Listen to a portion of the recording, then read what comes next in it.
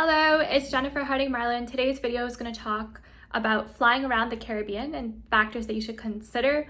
We have a lot of aviation enthusiasts that have contacted us and asked questions, and we recently had a client who's doing citizenship by investment that's interested in flying around the Caribbean. So this video is for you and for anyone who's interested in aviation in the Caribbean. So fortunately, I've really been very fortunate. I did my pilot license a couple years ago and I flew around the Caribbean with a group of pilots. We really covered a lot of the Caribbean. So we flew from Cayman Islands, Jamaica, landed in Haiti, Dominican Republic, done St. Kitts and Nevis, Antigua, St.Barts, Anguilla, St. Lucia, Martinique, Guadeloupe, Turks and Caicos, so all the way up to the Bahamas. I think I made Curacao, Aruba, Cayman Islands, flown all the way to Costa Rica. So I really have gotten like a sort of a very broad overview of the Caribbean.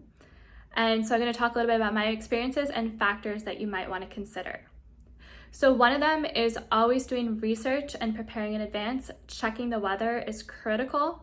So any pilot, it doesn't matter where you are in the world, just ensuring that proper safety is followed and that you've checked weather conditions. Weather conditions can change really rapidly in the Caribbean.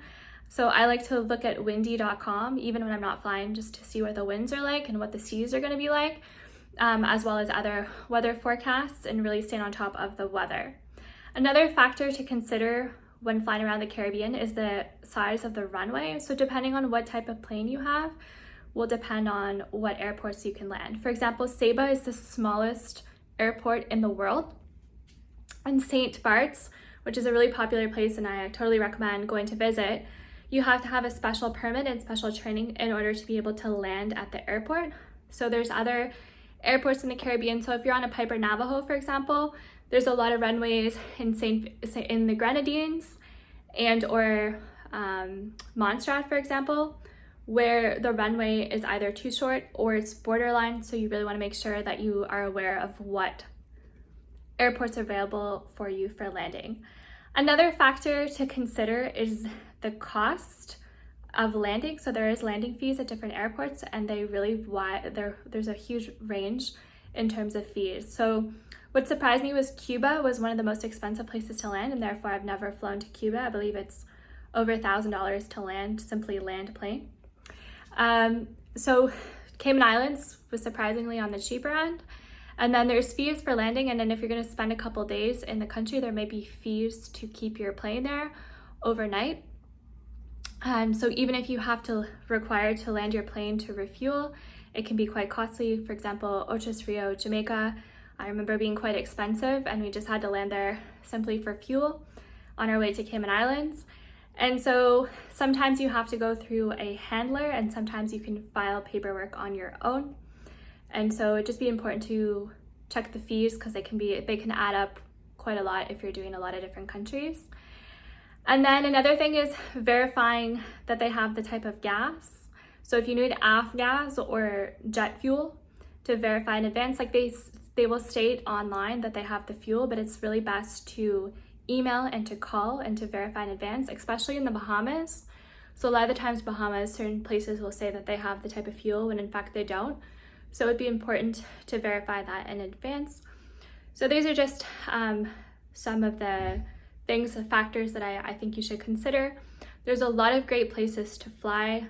I really love the Bahamas, all the outer islands. So the Bahamas, there's 700 islands. Obviously there's not 700 runways, but there's a lot of small runways where you can go, and the beaches are white sand.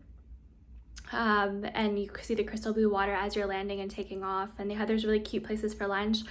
Like there's Daniel Key, Norman Key, Harbor Island, San Salvador, lots of different cute little islands, and it's really quick. Sometimes it can be like a 5-10 minute plane ride, not even, to go from one island to the next and do lots of different stops. So that was really interesting. I actually preferred flying around the Bahamas as compared to the Grenadines. That was just a personal preference.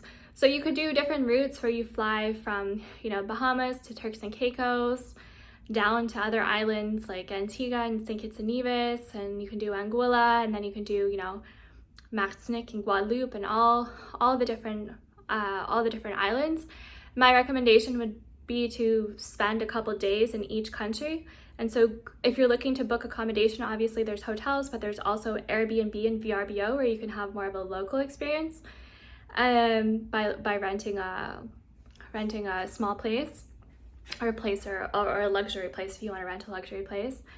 But you can also check TripAdvisor on things to do and things to see, and sort of like, in addition to mapping out the route that you're going to fly, the activities that you want to do in each of the islands. So British Virgin Islands, like if you want to go to the rocks and or go, swimming with turtles or do a specific activity. One of the things with flying is you can't go diving. So you have to really plan your days if you're going to go diving, spending a longer period of time, just because of the pressure from going from high altitude to then like the pressure of diving. It's not safe. But I can't really think of anything specific now. Like, just, there's a lot of crosswinds on some of the landings, which can be very tricky. So the most like scary experience that I've had has been in Dominica. So just flying over the town and just having like a really, really strong crosswind and being very, very stressed. I fortunately have never flown alone in the Caribbean. It's always been with a group of pilots and more experienced pilots. And so that's been really comforting, knowing that I have a lot of knowledgeable people around me I'm in good hands, and I can learn from them. But always take safety measures if you're planning on flying around the Caribbean. But I'd highly recommend it.